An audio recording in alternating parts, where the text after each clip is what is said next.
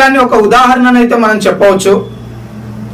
డోన్ నియోజకవర్గంలోని ప్యాపిలి మండలంలో skill development లో భాగంగా కట్టినటువంటి భవనానికి బుగ్గన్న అయితే వారి తాతగారి పేరునైతే పెట్టడం జరిగిందని, తర్వాత కోట్ల అధికారంలోకి వచ్చిన తర్వాత ఆ పేరు మాయం కావడం జరిగింది.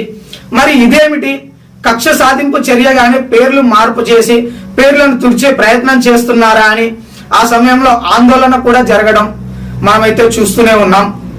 ఆ తర్వాత ఇదంతా కూడా ఎమ్మెల్యే కనుసన్నల్లోనే జరిగిందని వైసీపీ నాయకులైతే రోడ్లపైకి రావడం, సామాజిక మాధ్యమాలలో ఎన్నో వ్యాఖ్యలు చేయడం అయితే మనం చూస్తూనే ఉన్నాం. ఆ సమయంలో కొంతమంది నాయకులు కూడా బుగ్గన్నను ఇబ్బంది పెట్టాలనుకుంటే ఎన్నో సందర్భాలు ఎన్నో కారణాలు ఉన్నాయని, కేవలం అది బుగ్గన్నను ఇబ్బంది పెట్టాలనే చర్యలు ఎవరు టీడీపీ నాయకులు చేయడం లేదని, కక్ష